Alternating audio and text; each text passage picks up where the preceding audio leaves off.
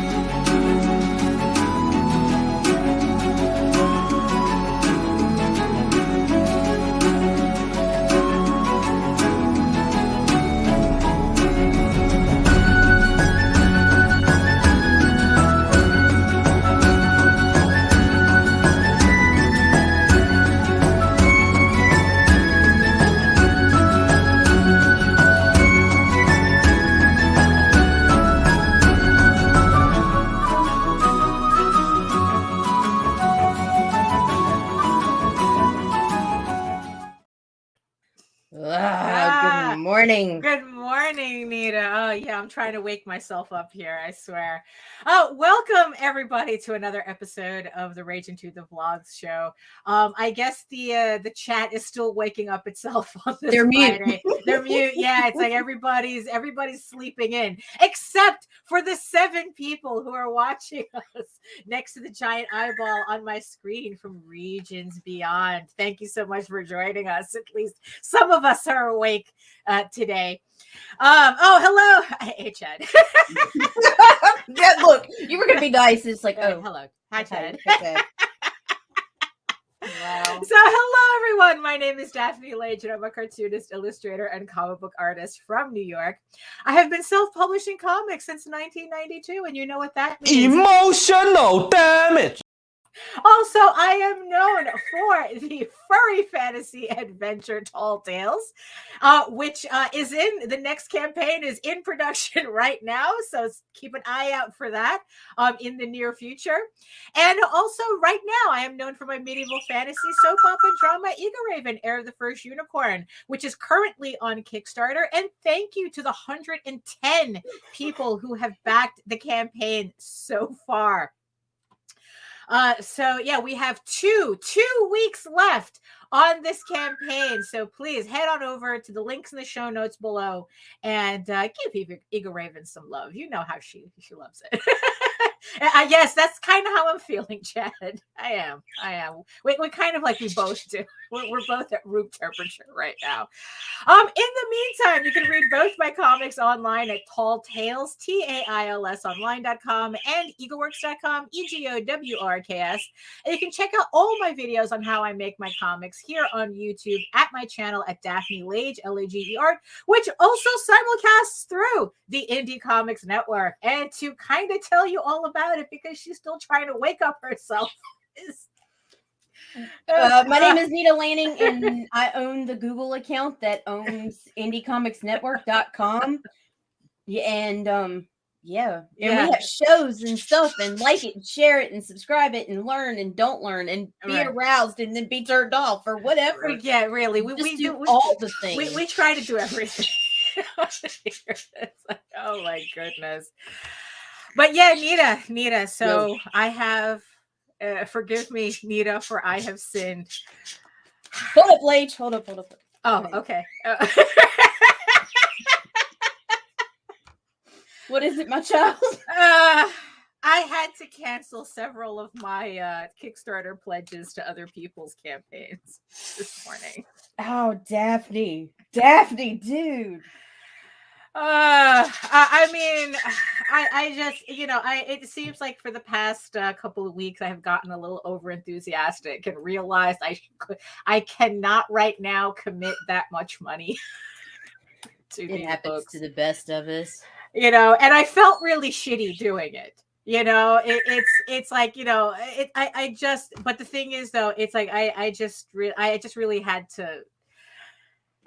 I'm sorry, bros. I'm sorry. I wanted your books, but just like right now is a really, really bad time for me.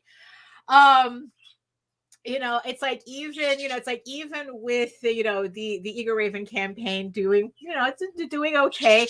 Every dollar of that campaign is someone else's right now, and not in a good way. So, so I had to make a tough decision this morning, and I had to be. I had to be that person and cancel and cancel those Kickstarter pledges of mine. It was it happens. I have to like practice discipline right now because I am not allowed to back another Kickstarter for several months. Aside from the ones I've already committed to because I need memories.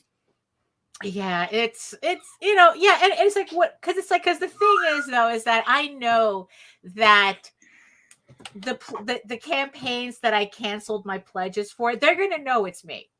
It says there, it's gonna have my name, and it's like this dumb bitch canceled her pledge. This dumb bitch who bitches about canceling pledges, cancel her pledge. It's like I mean, it's like that's exactly how it says in Kickstarter. For those, it's exactly. No, it does not. Word for word. No, it doesn't. It doesn't really say that. It says, and it's just like, and like I said, I feel like shit about it. But you see, here's the thing too. It really does go to show you how your books need to be available outside of Kickstarter. I mean, it really kind of brought that home for me because it's like, okay, I can't get anything now. But what happens if, because it's like, I'm sure later on, maybe things will get better and I'll be able to pick up these books again. But here's the question, can I? It's like, will I be able, yeah, I know, will I be able to pick up these books later? Because, yeah, it's like, or it's like, and that's the thing that we kind of forget, that it's like, can people buy your books outside of Kickstarter? Do you have a website? Do you have a web store? Right. Do you have a place where, I mean, it's like, yeah, that it's like that when things, get easier for me, can I go to your website and pick up the book that I missed on Kickstarter? And I'm not talking about like special editions, or yeah, it's like, special editions or variant covers, or that type of thing, or things that's like you could only get on the Kickstarter. It's like, no, your basic book, you know? And yeah, so it's like, it just kind of like just really brought it home for me, that it's like, yeah, it's like, that's why you can't depend on just one platform to sell your product. Right. Because when something like this happens, even if the people miss your campaign, right? It's like, after, because we all see them, right? It's like, the second you could have a 60-day campaign. The second your campaign ends, someone's coming out of the woodwork going, oh, I just heard of it and I just missed it. Every fucking time. So where do you send them? And it's like, and also it's like, there are people who are just like going, no, I'm not interested in supporting crowdfunders. I'm not interested in signing up for all these different platforms just to chase your book. So so yeah, so so it just kind of, I mean, like I said, I feel like shit, but also it could be because I've been trying to wake up at 6 a.m. for the past couple of days, and it's not working. So I'm still a little groggy from that. But I think the peoples will find it in their heart to forgive you, Daphne. I mean, really, it's I mean, it, yeah, I mean, like I said, I do feel guilty about it, but you know what, I'm being affected by what's affecting everybody. I mean, in the end, that's what it is. Everybody is, you see, there you go. You see all these people, you have John on has his website, in Chad, you can buy his stuff on Amazon and stuff like that. So, it's like a lot of people have been complaining about how Kickstarters have been like a little bit harder and harder, or getting harder and harder to fund. And and the thing is, though, it's like, is it really getting harder to fund, or are we just seeing what they would say in the stock market, a correction? That the what norm, happened, the right? actual That norm, this is the actual norm. Like what was happening 2 years ago, the supposed boom that was happening 2 years ago, that was the abnormal. There's no supposed. I saw people that shouldn't even funded fucking make bank. Like, seriously, bro. Yeah, right. Like that was COVID crowdfunding. So it's like, yeah, so that was average. Yeah. So it's like, it's kind of like this, what we're experiencing now, like this is the actual expectation we should be holding. I mean, I don't know for sure. I mean, I'm, like I said, it's like, I'm just kind of like, it's like, oh yeah, this is what's going on. It's like, I don't know. It's like, I just kind of like felt it a little bit today. And it was just like, ugh. I'm sorry. I have to take it out on all of you. I had to go into Kickstarter, and but that's kind of like the weird thing that I had to think about this morning. It's like, what, it's like, crowdfunding is cool and all, and it's like, yeah, and it's like, we produce books, like Kickstarter makes it easier for us to produce books, but what happens when Kickstarter is kind of not an option right now? It's like, what, it's like, it's like, yeah, it's like, where else is your book? That's so that later I can go get it.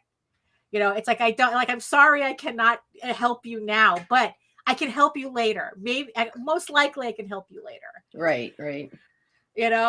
But, yeah, so it's like, yeah, so I'm feeling away right now. Oh, it's okay. The peoples will forgive you. Yeah, I know. So today we have a guest. We have Tyler Carpenter, the creator of the girl with the mega fists, and other books like Coins of Judas. And and I'm pretty sure that this is the person who can shed some more light on what I'm talking about right now.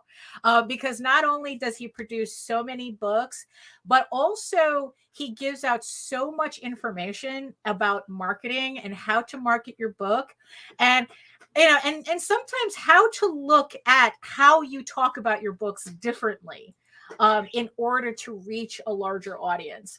So I'm very happy to have Tyler on today. So you want to bring him in or just talk about him? Well, that's true, right? I think it would help to bring him in, right? I was just wondering if you had used all the bumps.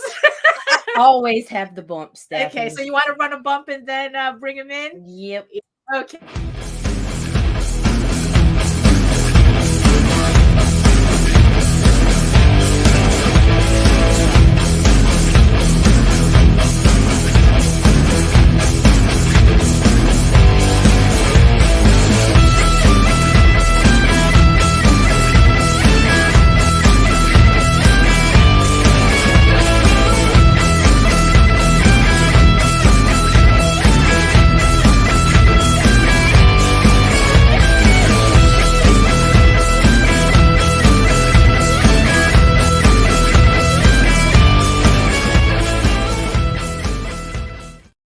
Dun, dun.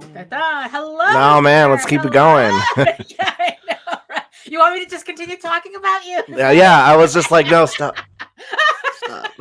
Yeah, I know. So hello and welcome to the show, Tyler. Thank you so much for coming. I kind of vacuumed, I broomed a bit, so it should be okay. So why don't you tell the peoples who you are? Yeah, there we go. Allison says, Tyler, there goes the show. My wife just came in with a naked baby who, oh no, what's up? Just got out of the bath. Hi, buddy. Yeah, so who am I?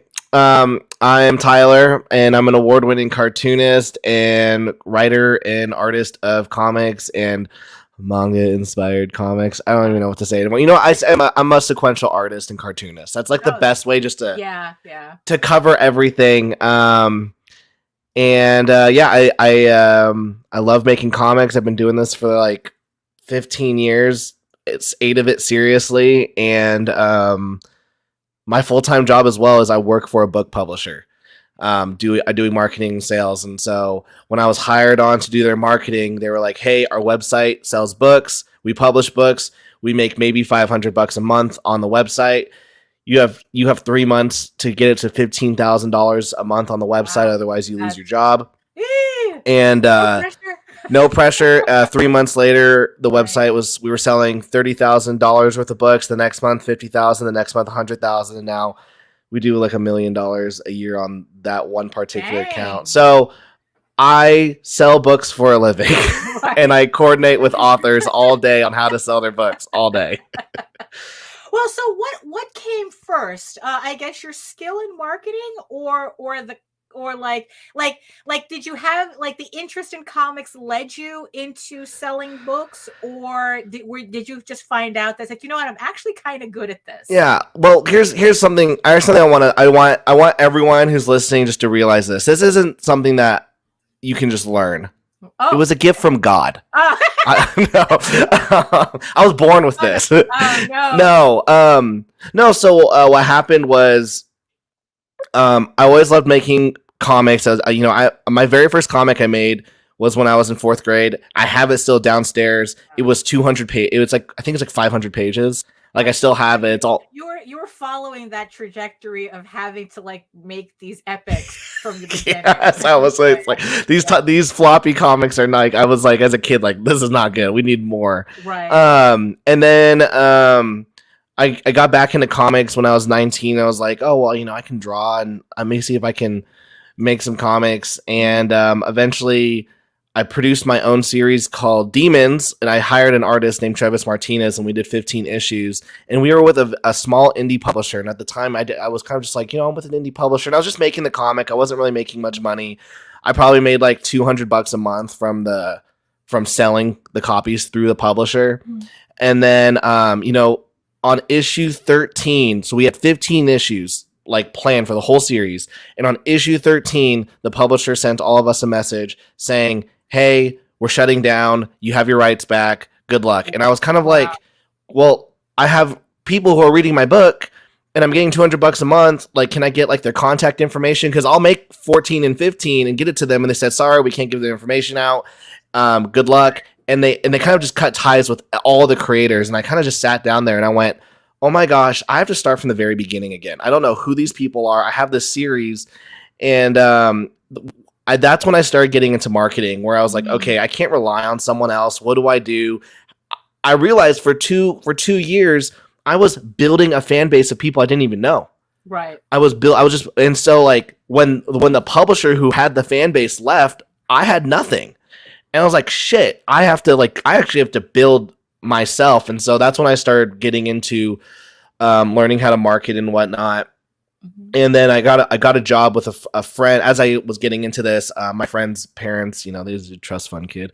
Right. They owned this massive corporation. They're like, hey, do you have any marketing ideas for us to hit a younger generation? And then that led me getting into a marketing job with that. And then I fucking hated it. And then I went to a real company doing marketing, fucking hated it. And then I got here working for this book publisher. Currently looking for a new job, but wow, I've worked here for 4 years, and it's just been marketing. Right. And I've learned so much. I think I've learned the most in the last year of how to market to an audience. Because it was your guys' last time I listened to you guys talk. Is I spent for the last 3 years marketing to quote unquote the wrong audience. My Draw and Talk channel had like 700 videos of talking to creators of how to make a comic, how to market your comic. Let's do this technique. And I deleted all those videos on my channel. You can't find them anymore on my channel. Because I was like, I've been talking to the wrong people. And that's why this last year and a half, I've been catering my marketing to an audience of what I call readers, not creators. Yeah. I mean, it's like, because the first time that I met you, because it's like you have this, I guess like what's funny is that you kind of have this dramatic way of like, kind of like the slate's clean, we're starting over. Because the first time that I met you, you were running a Kickstarter. You had raised around like $5,000, and you decided to cancel the Kickstarter. Yeah. And it was such a mind-blowing concept to me. Like, it's like why are you throwing away money? Why are you like what creator who goes on Kickstarter and can make $5,000 in 3 days? Yeah. Who just cancels it? Right, just cancels it. It's like, oh yeah, I'm gonna put it up on Webtoons for free, or whatever I don't know if Webtoons was the thing. Yeah, it was on Webtoons. And it was just like, what the heck? Like, I really didn't understand that. So the thing is, so you deleted all these videos. Now the thing is though, there was something that C. Michael had said, that it's like, all creators are fans, but not all fans are creators. So do you think that by deleting these videos that you kind of like chopped off your nose to spite your face kind of thing? That's a good question. I thought that for a bit, and every now and then last year I kind of got scared of that, and I felt that, and so I kind of started diving back into that. Right. And then I was like, no, stop. And I ended it. So the way that I feed both audiences is through segmenting. And so if my YouTube pre-recorded videos are about manga and comics, that's the audience I'm trying to build. The live show can be about then nurturing that audience that have seen me from the pre-recorded stuff, because they know, oh, he talks about stuff I'm interested in. And then the live show is, okay, let's actually build a relationship. Right. And then on Twitter, it's just a mixture of both. Right. And so I will typically feed my how-tos now through Twitter. And then as well, I have a newsletter called Breaking the Panel, which is free. And that has all of that's like kind of where all my like creator first stuff will go to. Right. Yeah. Because it's easy just to type up something, then record a video and edit it. So you kind of like gotten to a point where it's like, all right, you know what audience is where, and then it's like it's not like you just do one type of content. You cater specifically. Okay, so on this platform, I know I have this type of audience. Yeah, but also at the same time, I fucking hate creators. I'll say that right here. I hate most of you. And that's like to the bottom of my heart. I actually legit don't like most creators. Really? It's like, I thought we're all a bunch of nice people. No, like, guys. Yeah, I fucking hate most of them. And what I realize is that like a big problem, something that Larry from Niobe Higgins, he says sometimes you can't save everyone.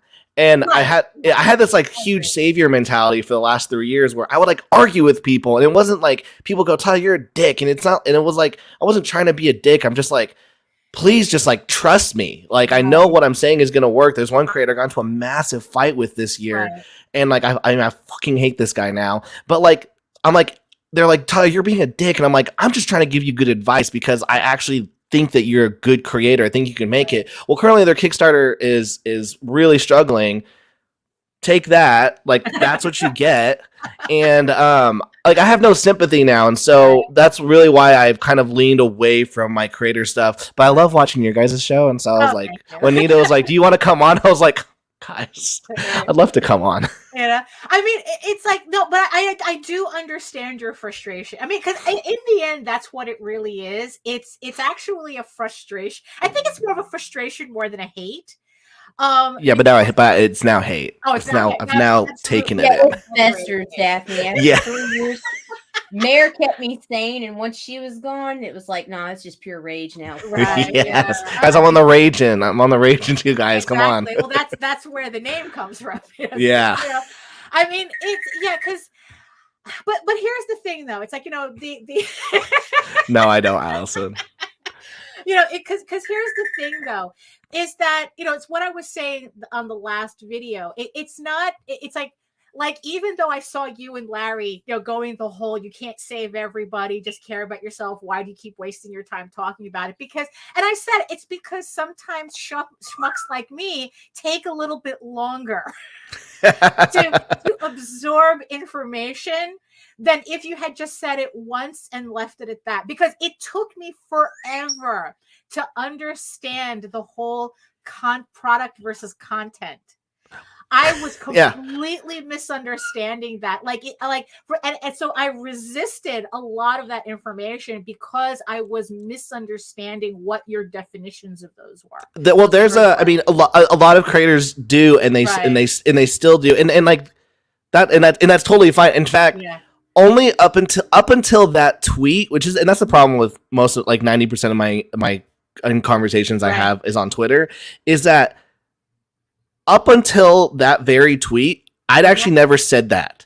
Right. And so when I was going back for this creator and I was like, no, content is this, your comic is a product. Right. Then another creator went, oh, and they realized it. And I went, oh, someone finally understood it when I said it like this. Now I'm going to say it like this now. Right. Because that's when I had that aha moment too. You weren't talking about changing the comic.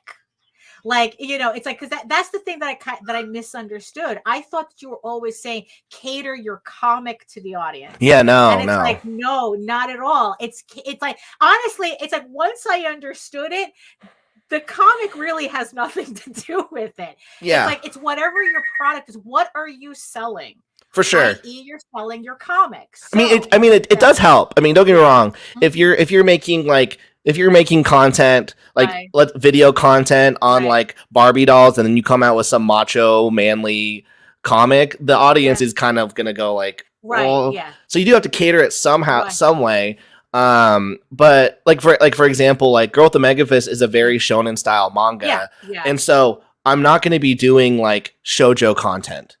Or like reading, or like go, hey, you should read this shoujo content. Oh, look at this! No, I'm gonna kind of keep it more to the shonen battle manga content. Although the funny thing is that it could pivot really. It could. There's romance in it. Right. I mean, that's kind of like to tell you the truth, it's like that's kind of what caught my attention. A copy. You know, it's like, well, I stole Jose's copy. Oh. I had to keep it pristine while I'm reading it. So You're good. he usually doesn't let me touch his books.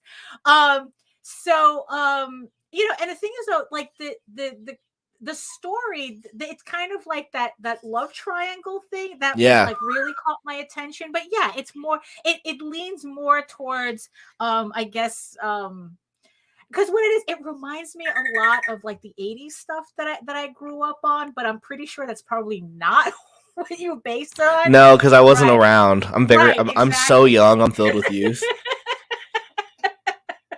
You know, youth is wasted on the young. Yeah, dude. I'm you know, I'm with those. I like to say, like, when people are like, well, how old are you? I go, let's just say I'm on TikTok and like everyone's trying to fuck me. Like, yeah. No, I'm 16. Like, right. It's like, and just like, you know, and just like when people ask me how old I am, it's like, well, I'm closer to retirement age than college age. So we'll just leave it at that. You guys can do the calculus. Oh, that's so funny. So, yeah. So, I mean, I wouldn't think that like kind of like pivoting the content a bit would be that much of a stretch from what I've been reading. No, so far, you know, no. We kiss. We draw some kissing scenes.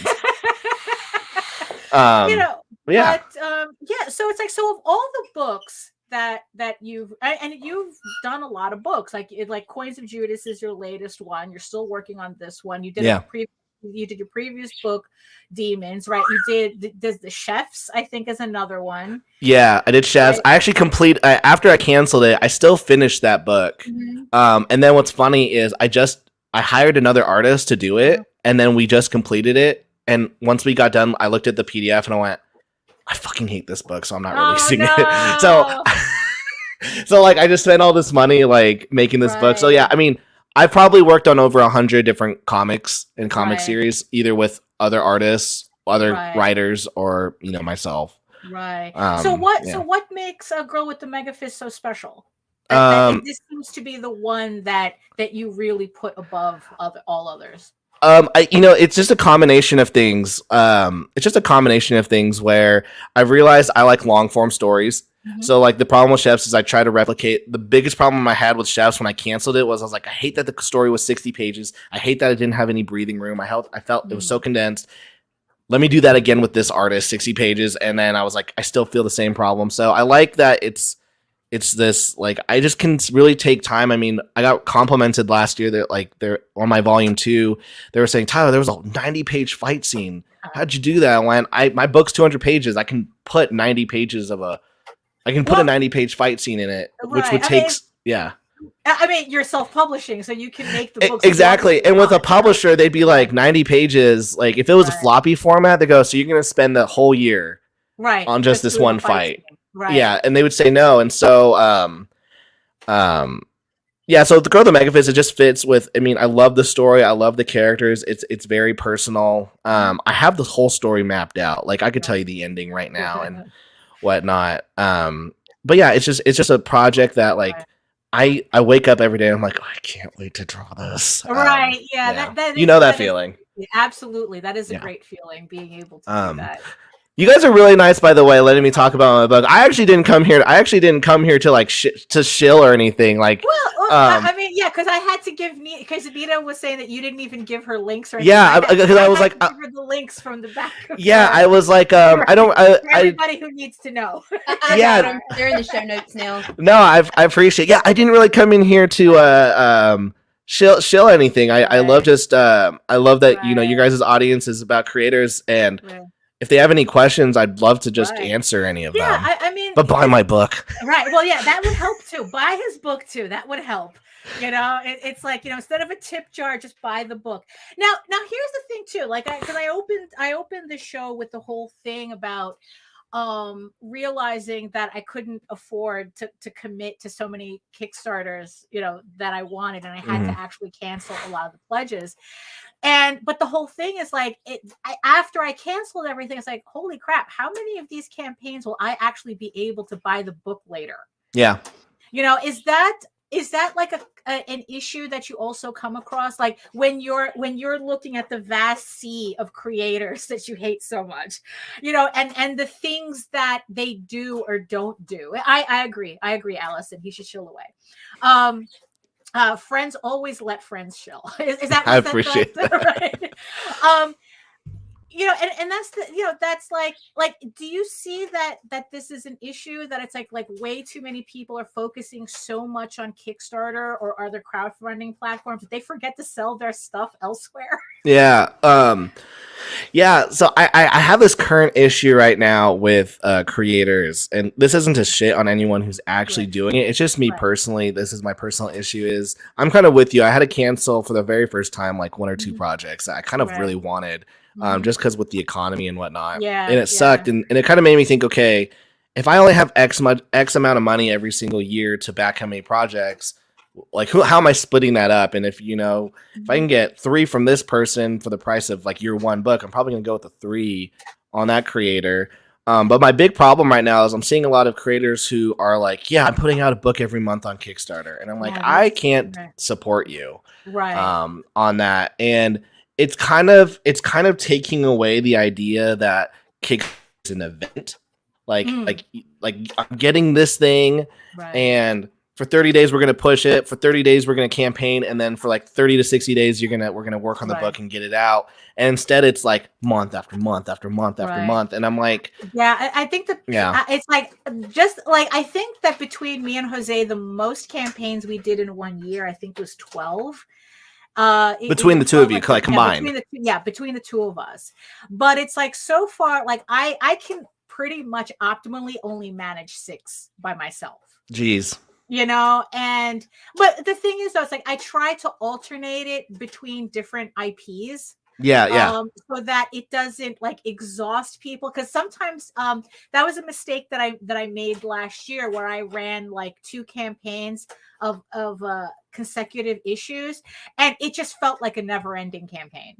Yeah, exactly, because they're like, oh, we just got this and we haven't maybe like read it yet. I feel that. So it's like, so the people who are like going, oh, I need to do this once a month. It's like, one, I don't know how you're able to do that unless you're running like campaigns for 2 weeks, or you have multiple accounts. And after you, once you get into Kickstarter's good standing, you can actually run five campaigns on one account at the same time. Really? Yes, you have to have done, like, there is a I think you have to have done. I think it might be like 5 or 6 successful campaigns fully delivered, and then then you'll be in their good graces to do more than one campaign at a time. So it's a privilege that you've got to earn. But still though, it's like that's too much. It is. It is. To run, imagine running 5. I made the mistake once of having 2 campaigns overlap, and I was like, I cannot do this again. Oh man. Yeah, and it's just like, what do you think that is? That it's like that it's like, are they trying to just make Kickstarter into a job? Do they think that they need to compete with Marvel somehow in a way that they really shouldn't? The creators who are doing this are they're not artists. They're not writer artists. They're writers. Oh, okay. And so what they're writers who have more than one idea. They've got like 4 or 5 ideas, and they all have them in various stages of production. And then they just go, okay, this one, next one, this one, this one. Then we go back to A, B, C, D, now A, B, C, D. Right. And so like inherently, like writers, and like we see this even in the mainstream, like Scott Snyder's writing 4 or 5 different series. James Tynion's writing 4 or 5 different series. It's natural that an indie creator is going to want to write 4 to 5 different series.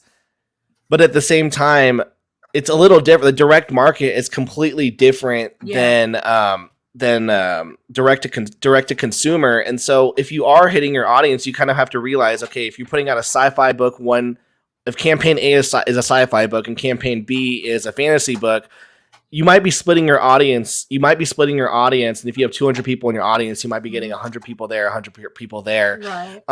But now if you're doing, 5 sci-fi books and your audience is still only 200, now you might be separating them, 20 here, 20 here, 20 here.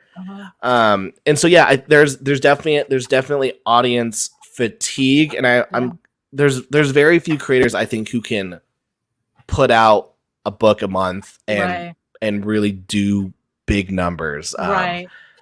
Yeah. Like I think the like 80% of creators will never hit over 10K on their campaign. Right. Yeah. It's tough. It's tough. Really, it's a tough. I'm still trying.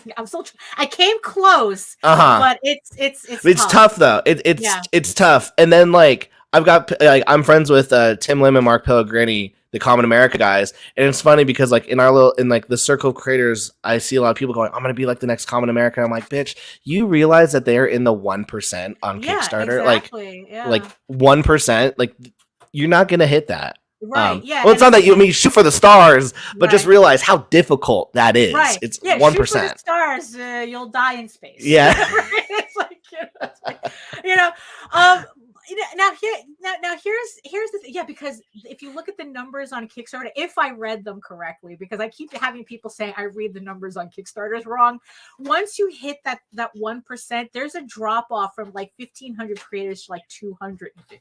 Yeah. Like that's how few creators like end up in that. Like I think it's like making like 250,000 to $1 million or something. It's 100K to $1 million. Right. Yeah. It's 100K. And it just drops to 250. Yeah. And like just to like and to stay in that consistently, like for example, creator Pat Shand, he is consistently in the group below that, but he's done it once where he got to the 1%, whereas like the Common America guys, all of their campaigns currently in the last 4 or 5 have been in that 1%. So like they're staying in there, so like you can fluctuate in and out of these groups, but like it's like, can you stay? Like God, like I've always thought, if Girl with the Mega Fist, I think the last one we did like 14,000, I'm like, if the next one did only $5,000, I don't know if I'd go like shit. What do I do? Like, did I just like kill my audience? Is this story sucking? Or I mean, but the thing is, it's like, but the thing is though, is that like a concern for you that it's like either seeing your backers stagnate or fall? Yeah, I've thought about this. My big kid answer is like, it's all about the work and it's all about the creativity, and I'm just gonna put it out no matter what. Well, when in reality, if my Kickstarter like did that, I'd be like, okay, like, well, here's the thing. So, Kickstarter just came out with some pretty cool analytics. The advanced analytics. You could actually have gotten those through BackerKit. If you had signed up, it's free. And I imported all of my campaigns in there. I had done several Kickstarters before the first Girl with the Mega Fist, and when I launched Girl with the Mega Fist, it was my best campaign, and BackerKit went through my data and said no one from my past campaigns backed Girl with the Mega Fist. No one. It was a completely new audience, and I was like, okay. And then Volume 2, I had probably a 40% returning, 60% new, and I was like, okay, I'm still getting some new ones. And then Volume 3 was like 80% returning, 20% new. And so I'm kind of in this mode right now where I'm like, okay, I'm glad that I'm getting more returning people. I need to keep getting these new people. And so I think if a creator's ever worried about like their numbers, I think you just have to, it's like, what are you doing to better each campaign? Right. And what are you doing off the platform to grow? Like I was talking with Tim a couple weeks ago, and they were getting like hate on they get hate on Twitter all the time, and they were saying like, oh, your book sold like 20,000 less on this platform. They go, yeah, but we made like double that on Amazon. Right. So like we're not reliant on the crowdfunding. Right. We'll make that back somewhere else. Right. So it's if you're worried about that, maybe you need to like diversify either your strategy to bring in new people or to sell elsewhere. Right. Now, this is okay. So this is also the thing that you talk about a lot, that it's like that again, that people they think that they could just come in, dump their shit on Kickstarter, and the money will just roll in by itself. Okay, can I tell you guys something? Absolutely. Keep it. All right, everyone who's watching, keep this a fucking secret. Okay. I won't give like exact details, but I was talking with a friend, and they kind of said, we were talking about various crowdfunding sites. And they said, if your campaign is good, like really good on Kickstarter, and you're a first timer, you'll fund and you'll make $3,000. Okay. And I went, fucking bet. Right. So I made a fake account. Uh-huh. I made a fake account. I've spent probably $1,000, and I will probably be launching a secret comic Kickstarter in a couple weeks. And I'm just gonna hit live, and then I will go back and look at that page in 30 days, and I'll see. Oh, so you're actually gonna test this out? Yes, I have spent $1,000 on a bunch of art and whatnot, and I'm gonna hit live, and then I'm just gonna see it. But I've got no promotion. I've got no social media. I'm not gonna tell a fucking single person, and I'm gonna put it. Yeah, it's science because if you look at your analytics, there is an ecosystem of people who buy stuff on Kickstarter. Right. There is an ecosystem. So, but they said, you can make good money. And so if let's say this secret project funds, I'm going to do it again. And I'm going to keep doing this. I'm going to build this thing as big as it possibly can. And then maybe one day I'll tell people, I'll be like, hey, I did this experiment for the last year.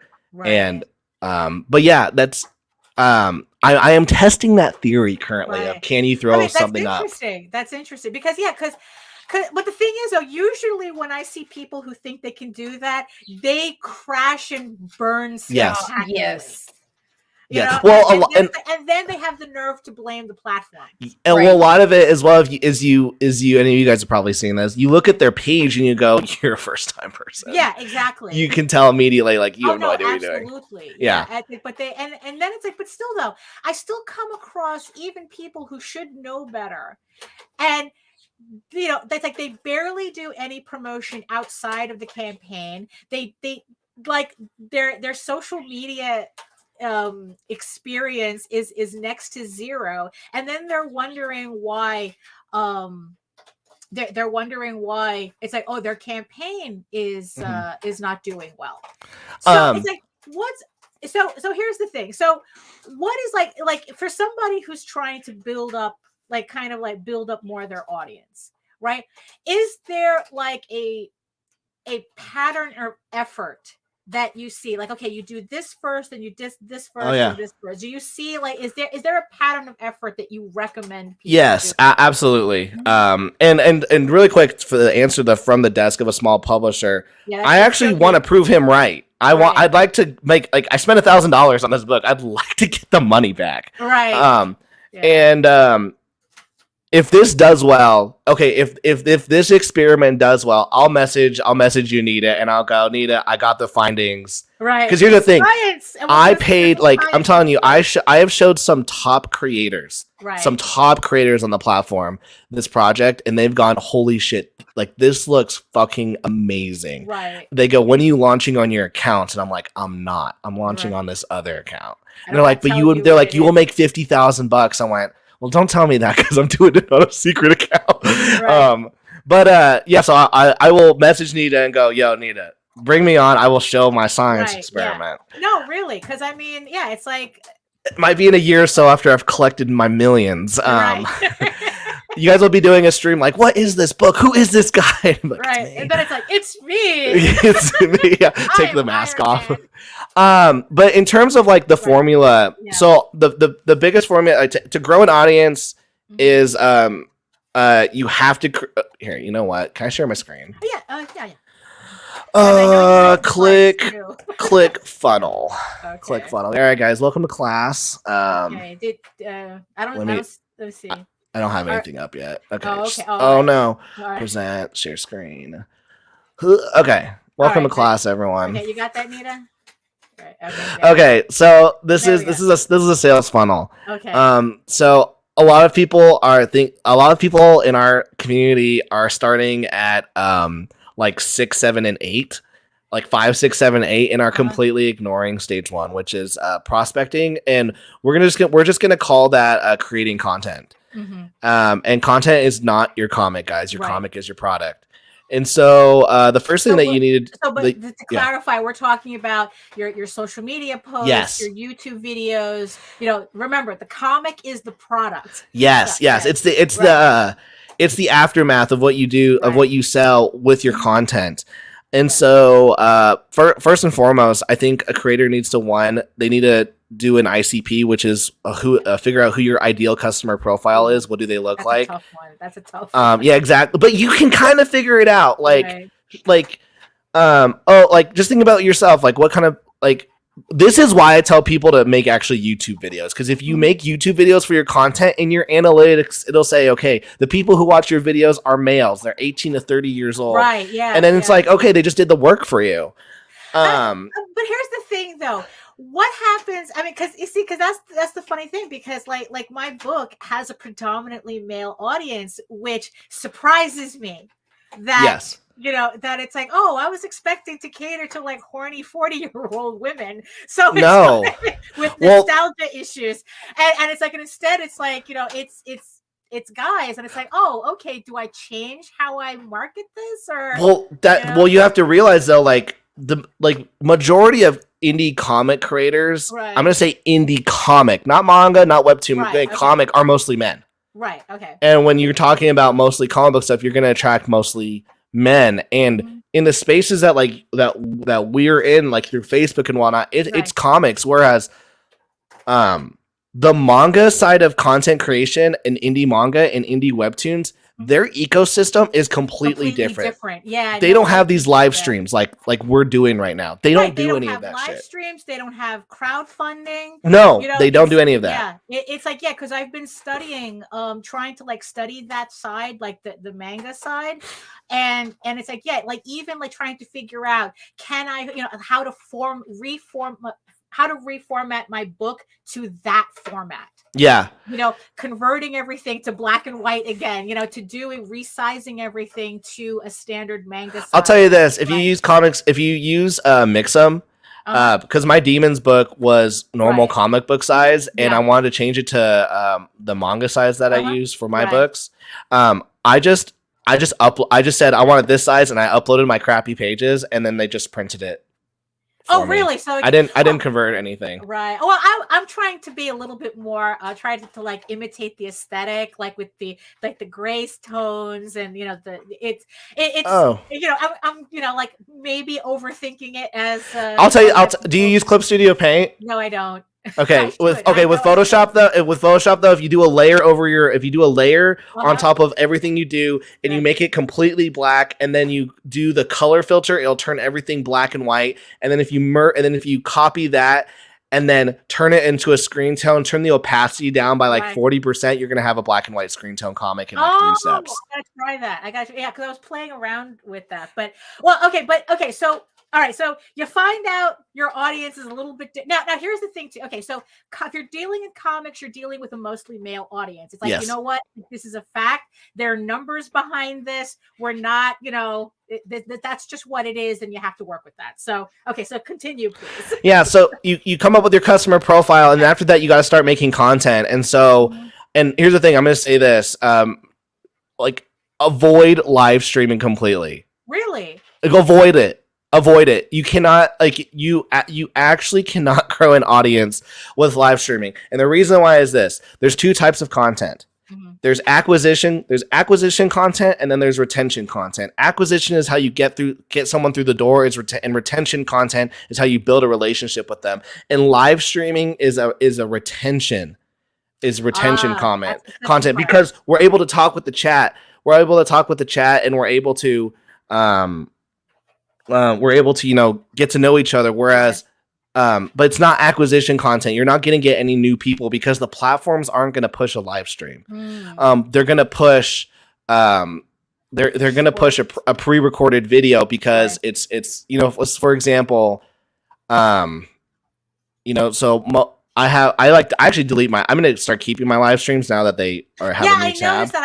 I went to check out a previous live stream, and I noticed that you don't keep them. Yeah, I don't keep them because that clean slate thing that you keep doing. Yeah, and so right here, that's 1,000 people, and if you look at the analytics, don't ever look at your subscribers; those are vanity numbers.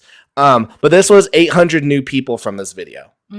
Only 200 people who subscribed came to this. So this was all new audience. This 704. Those are all new people. So this is how you're getting new people, is through your pre-recorded content. And as you can see, I'm talking about manga and comics. Why? Because that's what I make.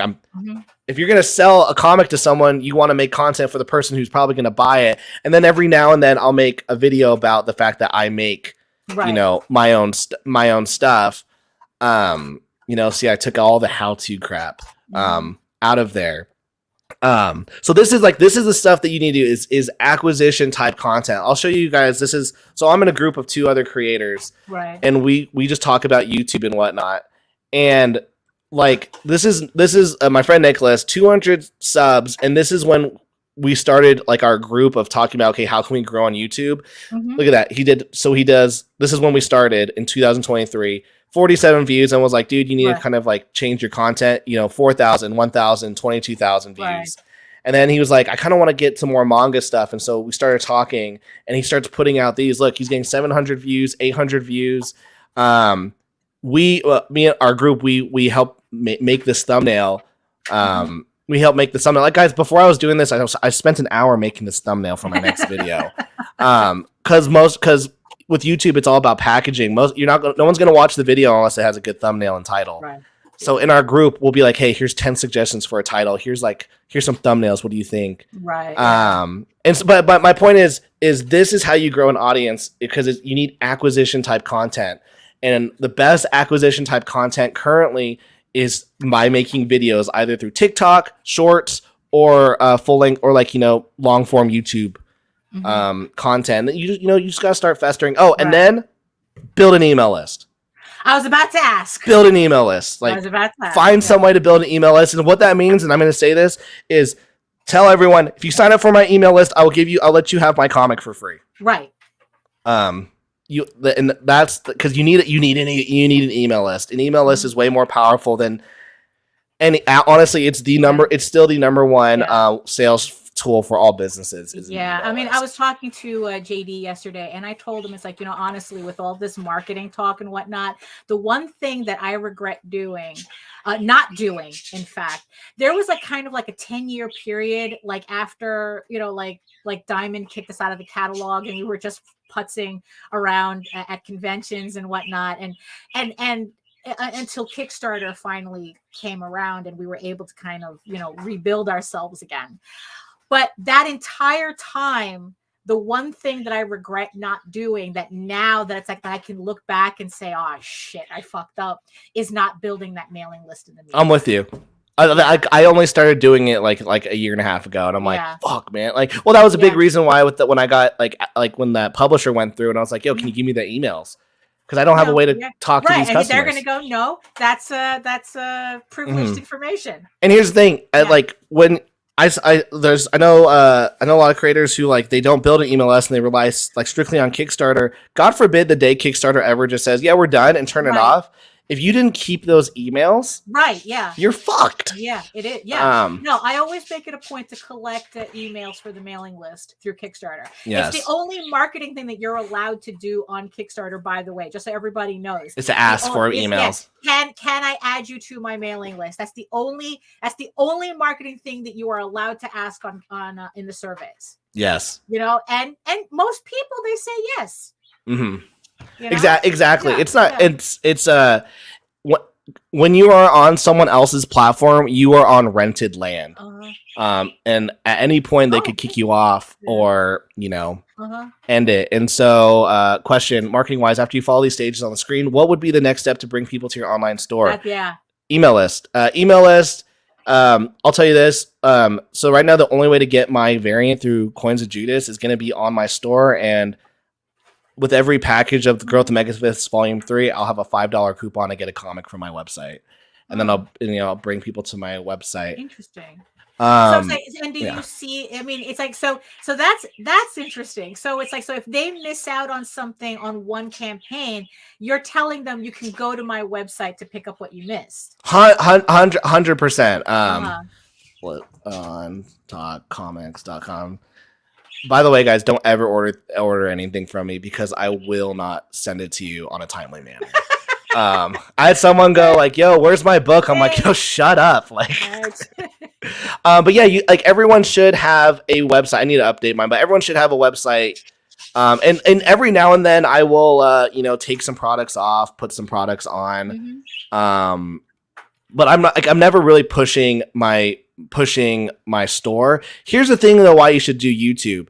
And if you do YouTube, and if you do this like acquisition type content where you're able to get all these views, get subscribers, I think when you get to 1,000 subscribers and you can get monetized, you can also connect a Shopify store to your video. So at the end, it has all those products. Right. And so I get most of my sales on my website from people watching my videos. And I say in all my videos, welcome to John Talk. I'm an award-winning cartoonist. My book's called The Girl with the Mega Fist, and below it has The Girl with the Mega Fist. Buy now. So does it only work with Shopify? It only works with Shopify. Okay. Which is gay because it's $30 a month and it's expensive. Right. Yeah. That's the thing that kind of keeps me, kind of away from it right now. They just made a new version where it's like $5 a month. You don't get all the bells and whistles, but you can still like sell stuff off there. Yeah, at least that's try it out. But yeah, so like once you really, it's just creating content and and it's just avoiding live streams. Like I know we all love live streams. Like I love live streams. Like there was a time where I was doing 3 to 4 live streams a week. It just doesn't grow your audience because it's not going to pull from the smartest thing what I'm doing right now is this, because I'm trying to up my content. Is I will do a live stream and then I will make sure that it is completely planned to the T. So I'm like, this segment, I'm going to talk for 12 minutes. This segment, I'm going to talk for 5 minutes. Right. Once the live stream is done, I'm going to then cut it up and then throw it up and then upload them. Right. So then I've done all the work once and it's just you cut it, upload it, make a thumbnail. Yeah. The reason why we love live streaming is because we just get on the camera and we hit live. Right. But unfortunately, it just doesn't grow an audience. Right. But also you had said that live streams are good for retaining it because you have that. Correct. You can interact. You have that interaction that builds the relationship. Yes. So it's if you have no followers, you should just do all kinds of acquisition content, which is pre-recorded videos, TikTok shorts. And then maybe do a live stream once a month, twice a month. That's probably like for me, I do it maybe once. I keep it to like 2 or 3 times a month. Right. And that's about it. The rest is all short form content. So just to kind of like reiterate what you're saying is that I guess the main frustration you have with creators is that they ignore what is it, like the first couple of stages to only concentrate on the final stages they don't have the foundation for. Yeah, I mean, making comics is like what we all want to do. Right. We all want to make comics. I mean, at my job, I have so many people going, how come my book isn't selling? I'm like, because you don't have an audience and no one wants this. Right. And we skipped stages 1 to 4 and we created a product. And whenever an author is saying, what should I do? I go, okay, we need to start creating content. What are you able to do, honestly? And I think a video a week isn't that hard. No, it's not. That it's like if you can't schedule a video a week. Yeah.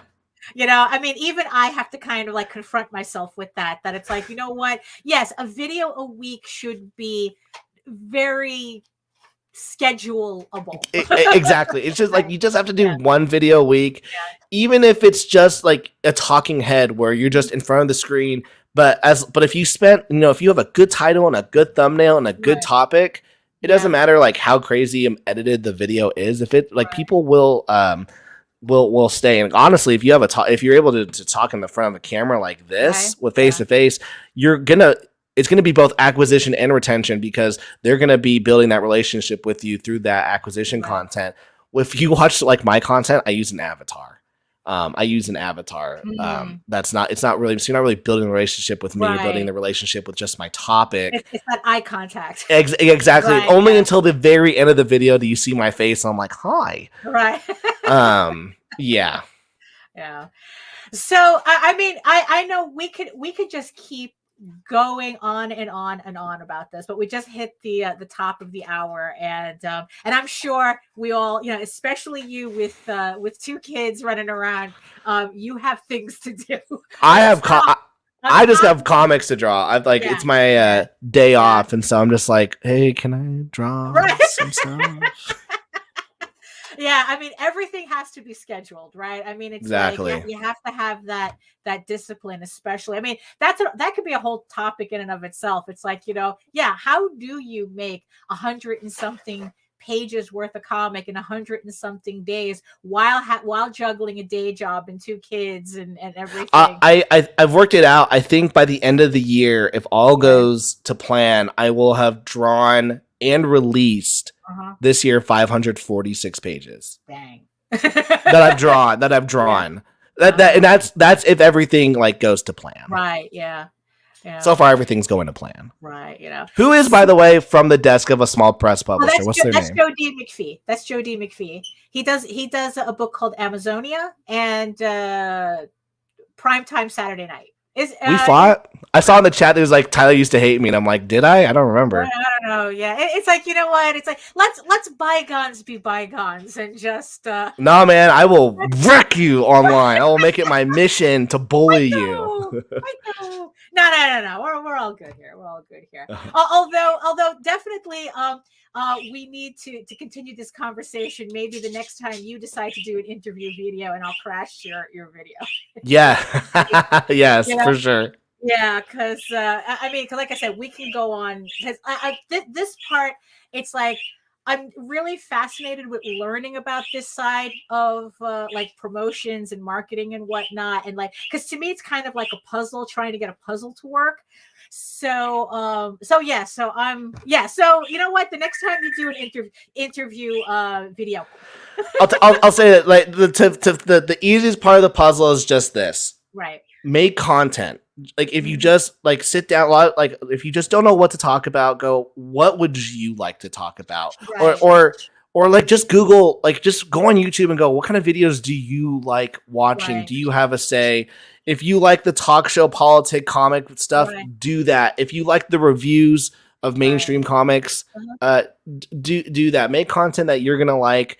And then as you keep doing that, you're going to go, okay, maybe I should do it like this, this. But most creators can't even make that very first video. Right. It's tough. Yeah. But you know what? Look, your first video is always going to suck. Yes. That's you just have to get over it and just do it. It's going to suck. And the more you do it, the better it'll get. That just happens naturally. So 100%. Yeah, and just remember, it's like if you really love doing comics, you will do whatever it takes to continue that love and to spread it around. Yes, I like that. Yeah, exactly. Which means I heard this saying right before I came on the show. It said the reason why creators fail is because they're using finite rules with a game that goes to infinity. So if your game is to make a comic, well, once you made the comic, the game ends. But if the person's saying, I want to make comics and keep making them, you can't lose the game. You're gonna keep going. So just keep going. So thank you so much for coming on the show. Like I said, we could have just kept going, but we need to get out of here too. The birds are hungry. Yeah, yes, they are. So why don't you tell everybody where they can find you outside of, I guess right now you don't even have a campaign going. So where do people can find you? And I will do this show anytime when I'm not, even if I'm not shilling, because I don't like shilling.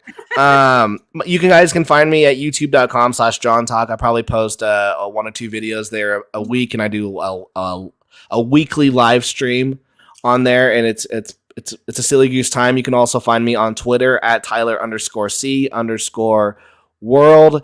And final piece of advice: just stick to 2 or 3 pieces of internet places. You don't feel like you have to build everything. I stick to tough one, yeah. I stick to just Twitter and YouTube, and it's been great. You can buy my comics at johntalkcomics.com. You'll get it 2 or 3 months later.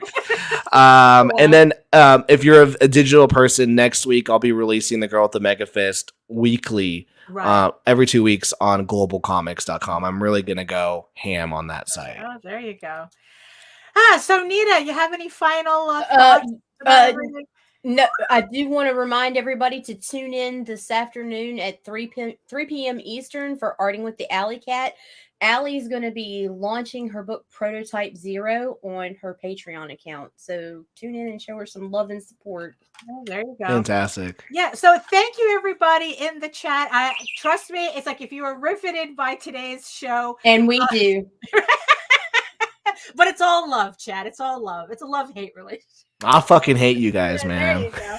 It's like, yes. So it's like, if you enjoyed today's episode, I'm pretty sure it'll be very easy for us to do another one of these in the near future to continue this conversation. So, keep an eye out for that. And thank you to the 12 people who are watching us from regions beyond. I see you next to my giant eyeball. Thank you so much for sticking it out with us. So if you're interested in seeing more of me and my artwork and on my campaigns and all that fun stuff, you can head on over to my main portfolio site at egoworks.com, EGOWORKS, where you can find links to all of my galleries and social media sites. But I mostly post to Facebook because that's where my audience is strongest, is on Facebook. If you're interested in seeing sketches and current work in progress and real-time updates as to what I have going on, and also check out my YouTube channel at Daphne Lage, Lage Art, for my semi-weekly live streams, art live streams every Wednesday from 4 to 6 p.m. And then also you can find me here on the Indie Comics Network every Monday and Friday with Nita every 11 a.m. Eastern as well. Also, remember, you can read Ego Raven, Heir of the First Unicorn, for free on the website. It updates every day. It's the full color Kickstarter edition every day, Monday through Friday. And if you're feeling impatient, you can also download a free PDF of the first issue for you to check out before you head on over to the campaign, and add yourself to the 110 people who have already backed Eager Raven issue 6. Thank you so much. But if you need your fantasy to be more of a furry Lord of the Rings adventure, you can follow the link over to Tall Tales, TAILSonline.com. And not only can you read the first 20 issues of Tall Tales for free, but you can also read the daily upload of the latest story arc, Tears in the Mother, again, Monday through Friday, uploads every day, so you can check that out. Thank you so much, everybody, for joining us. Thank you, Tyler, for coming on the show. It was fascinating as always. Thank you so much. And and that's it for us. And in the words of the ancients, eat your food, moisturize, mind your business, and do the work. Because when you actually do the work, you never have to fake any of your accomplishments. Thank you so much, everybody, and we'll see you next time.